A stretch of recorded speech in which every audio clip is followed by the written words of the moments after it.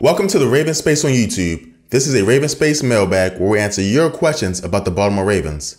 Thank you guys so much. I want to say thank you to our Patreon subscribers. You guys are the MVPs of the show. Also want to say, please send questions to TheRavensSpace@gmail.com. We'll get the questions there. We'll put them on mailbag or we'll put them on the daily show, RavensSpace Daily. So we'll hop right into the first question. And the first question says, hello, Jason. Do you think John Harbaugh will be on the hot seat if he has another disappointing year? Thank you so much for the question. I would say that right now, John Harbaugh is currently on the hot seat, but because he's a good coach and we all know that, and Steve Bisciotti is an owner that's more relaxed and patient, I think John Harbaugh has 2 more years.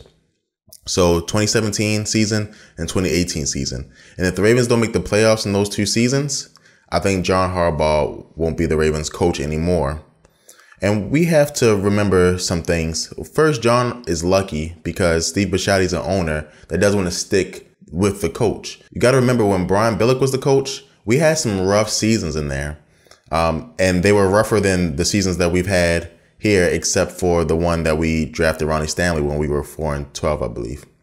So we've seen the bad. I think Steve Bisciotti knows that there's good in John Harbaugh. We know, I think, in my opinion, he might be one of the top 5 coaches in the NFL.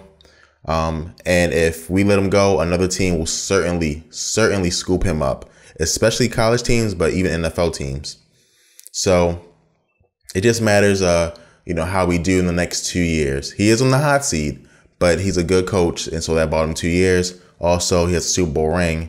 And, not many coaches can even say that. He's one of them. So thank you so much for the question. Again, if you guys send me a question to mailbag and you don't put your name in it, your first name, I'm not going to know who you are. Or if you put in a name that I feel is either too risky for the show, like a curse word or a reference that I don't want to put on the show, I'm just going to put the question there. So again, thank you for sending this question, and we'll move on to the next one. And then the next question comes from Sergio, and Sergio asks, with the defense likely becoming a top defense in the upcoming season, how aggressive do you think Joe Flacco and the offense will be? So thank you so much for your question, Sergio. First, I want to say that I don't think the aggressiveness of the offense has a lot to do with the defense.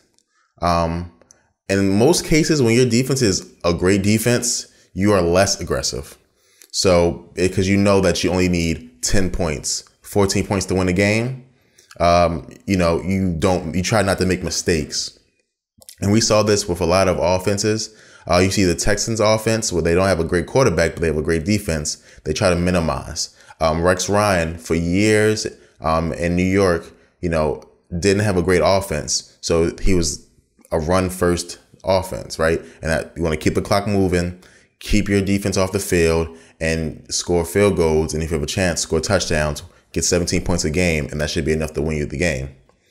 So, I don't think that's going to have a big impact. However, I think that the Ravens know that in order to be great and to use Joe Flacco's best abilities, they have to be more aggressive than they were last season.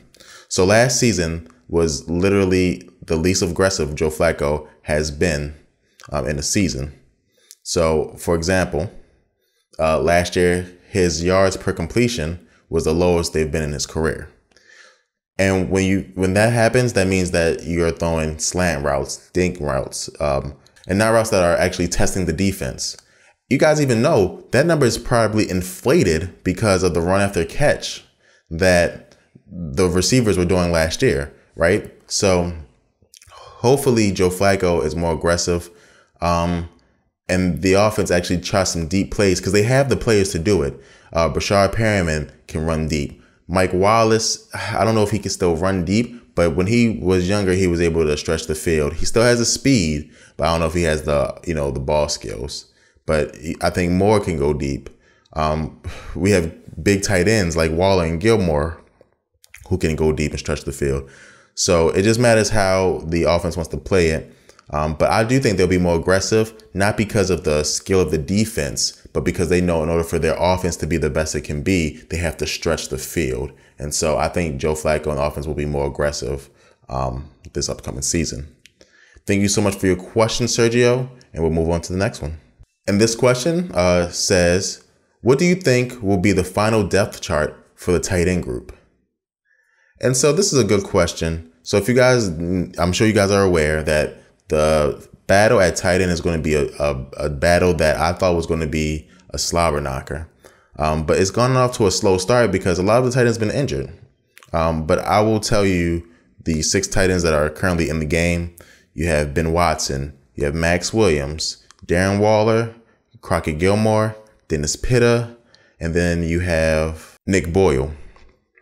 So out of all these tight ends, I'm thinking only 3 can make the depth chart. And that's if it's a run first offense, which it may not be, but 3 can make the depth chart. So of that 3, I would say Pitta's going to make it. So that's 1. Crockett Gilmore and Nick Boyle. Now, this is not saying that these other players aren't good, but there's the way that the positions are slated right now. Ben Watson is injured. He's not going to make the team. No chemistry with Joe Flacco. Max Williams has been a disappointment. I don't know if you keep on trying the Max Williams project or not, because even when he's on the field, he hasn't made that big of a difference. Darren Waller is the one that I'm thinking like, he has a chance, but I think that his injuries will either get him transferred to a receiver where we have a little less depth, or we'll just let him go, put him on the practice squad, because I believe he's still young to be on the practice squad. So that's what I think. So the final depth chart, in my opinion, would be Pitta, Boyle, and Gilmore. And that's only because that they do have some chemistry with Joe Flacco. They are actually in OTAs right now when the other ones are injured. So I really do think that they have a better chance. Again, your best ability is availability. So I really do think that those are the 3 that have a chance to make our team. Thank you so much for the question, and we'll move on to the next one. The next question comes from Jack. And thank you, Jack. You sent in a lot of questions. I appreciate it. The question is, of the players we lost this year, whether it was due to not re-signing them or trading them away, who do you think we should have kept? So out of all the players that we've lost, I think Ricky Wagner was the one that will hurt the Ravens the most this upcoming season. I think we should have kept him. The issue is that I'm doing this without thinking about the money. When you throw the money in there, there's no way that the Ravens could have kept him. It's way too much for a right tackle. And other teams are willing to overpay, or maybe he's got the best right tackle in the NFL. I don't know. But other teams were willing to pay a high premium for him, and the Ravens just weren't. And that's not an issue. I'm not mad at the Ravens for not doing that. But again, with the offensive line that we ran out in the first week of OTAs, there's going to be some trouble out there, man. And I'm worried. I really am. So hopefully, the Ravens will be able to, get better as OTAs go on. But I think right now, Ricky Wagner was the player that we wish that we would have kept. Other players that left, you have Juszczyk. You can't pay a fullback that much money, especially the way the Ravens were using him, where he didn't really have a big impact except for like late in the game and third down situations. He wasn't running the football, basically, right? He wasn't lining up and running the football. So getting like a Danny Woodhead who can do both is a great replacement. And just getting a regular fullback, for cheap would be is just fine. That's a good way to quell that. Zuta, who we traded, was up and down. He wasn't great. So again, I wish we'd have kept him too a little bit, but the Ravens saw that, sooner or later they were going to have to let him go. He wasn't worth the money that we were paying him. So, they said, hey, be fine. And Steve Smith retired. I mean, he's old. He's a great player, but last year he was not good. And I know you guys love Steve Smith. He may have been one of the best Ravens receivers, but he was not a good receiver that year. He had moments because it's Steve Smith. He still has it, but a consistent receiver, he didn't have it. And so, you know, and we saw it because he wasn't the same guy most games. So, but that's what I think. Ricky Wagner is the person that the Baltimore Ravens should have kept. Thank you so much for your question, Jack. And we'll move on to the next one. And this is the last question of the day. And it comes from Brandon. And Brandon says, hello, Jason. Do you think the Ravens might find a way to use Keenan Reynolds for trick plays similar to the Patriots with Edelman? Great job on the videos. I look forward to them every day. Go Ravens. Thank you so much, Brandon. And I look forward to putting them out and giving you guys the opinion on the Baltimore Ravens. I feel like I'm rewarding Baltimore Ravens fans, and it's awesome. So this is a good question. So I see what you're saying about Keenan Reynolds because he used to be a quarterback in college, similar to Edelman. But Edelman is much more than that. So I need to see what Keenan Reynolds does this year, because not only is Edelman a quarterback from college, right? He's also one of the, a top half of receivers in the league. He's a receiver who can get open. He's a receiver who is shifty, who makes big catches. Again, a lot of it is Tom Brady. So maybe if Edelman played, with St. Louis or the LA Rams, maybe he wouldn't be as good. Very possible. But I do think that Edelman is a complete receiver right now, and Reynolds is not. Reynolds is still making that transition.